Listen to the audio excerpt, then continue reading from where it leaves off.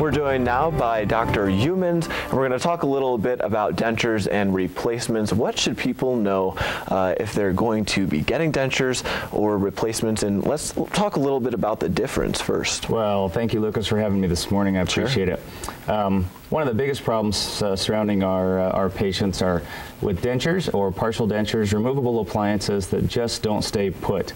When they eat, they come apart or they come off or they come away from the tissues. Sure. And you can imagine how frustrating that is. Even talking, they may slip and slide around. This is why denture adhesives are so popular. You see racks of them at the grocery store. So one of the ways to prevent that is by connecting a dental implant to those appliances to essentially lock it in place, allowing the patient to still remove the appliance, but be able to get out and clean it, and then use it where it's secure when they're eating and talking. Are you doing that a lot more often? Is it pretty common now? And is it a painful procedure? It kind of sounds a little painful. Sure, that's the best question. That's the first question that patients ask. It is very common. It's becoming more and more common as people are educated about it and learn that there are alternatives.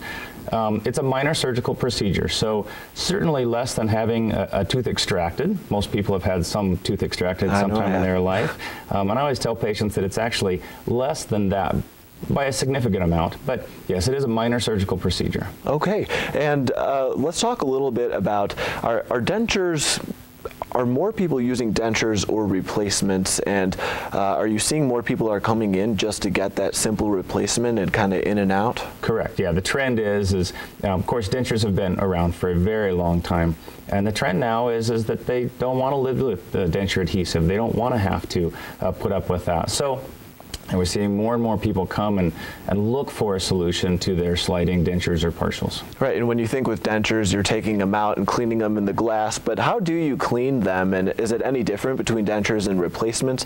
What's the best way to clean them? Is it just regular toothpaste, or what do they need to do? Well, I always say, you know, the dentures are not teeth, they're plastic, and so there's some special denture cleaners that they provide that manufacturers make for the dentures. That's the best way to clean them. As far as the replacements, yeah, just some simple brushing in and around. Really, you can use toothpaste if you want, but just simple brushing with water. Sure, and how do you tell that when people come in and you're examining them, how do you know that they need or they qualify for replacement, and time frame when they come in to when they leave with a replacement? How long? Well, I think that every denture or partial wearer could benefit certainly from dental implants connected to them. The patients will tell you, they'll tell you that they have trouble eating certain foods, that they slip when they talk. And then the CT scan, that's what we use to tell whether they have bone in their mouth to provide room there for the implants. So that's a definitive way. Sure, and real quick, we have a little time to talk about teeth whitening. With dentures, you come up for checkups with regular teeth too, right? Can you whiten dentures? And you can clean them. They are plastic, so you don't whiten them with the same type of materials, but you can clean them, and we can have them laboratory cleaned, and they come back very nice.